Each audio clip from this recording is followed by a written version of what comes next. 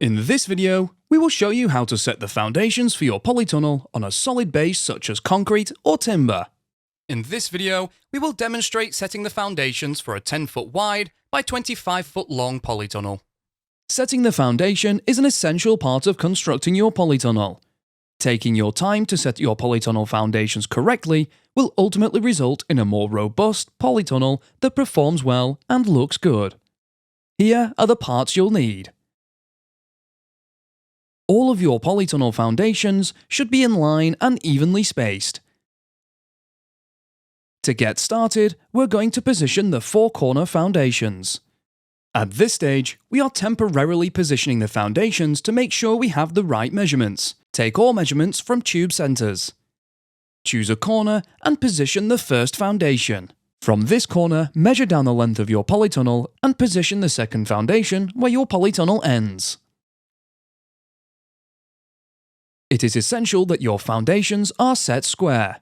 This can be achieved by ensuring that both diagonal measurements from corner to corner are equal. This measurement is different for different sizes of polytunnel. We have listed the diagonal measurements in your construction booklet.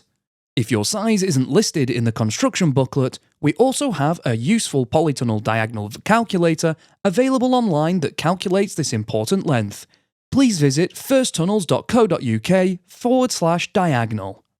Using two tape measures in tandem, measure 10 foot across the width from the second corner and diagonally from the first corner to position the third corner foundation. Repeat this procedure to position the final corner foundation. Finally, double check that the measurement between number 3 and 4 corners is correct for your length of polytunnel, in this instance, 25 feet. To fix the base plate to the floor, use shield anchors for concrete or coach screws for timber. Make a mark at each corner of the base plate on the ground.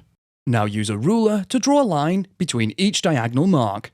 This gives you the center position. If on a concrete base, drill a hole 5 cm deep using a 14mm masonry drill bit. Separate the bolt and washer from the sleeve and insert through the hole in the bottom of the base plate and then screw on the sleeve.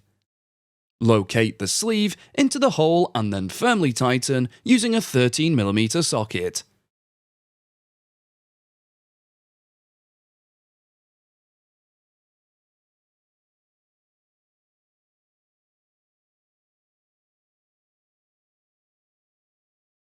If on a timber base, drill a pilot hole 5 cm deep using a 5mm timber drill bit. Reposition the post plate and tighten the coach screw using a 13mm socket. Repeat on all 4 corners. Remember to recheck your measurements as you proceed. You can now install the intermediate foundations. Use a taut string line between the 2 corner foundations to ensure the intermediate foundations are in line. Use a measuring tape to position intermediate foundations at 5-foot spacings, and fixing position using the same method as the corner foundations. Repeat on the opposite side.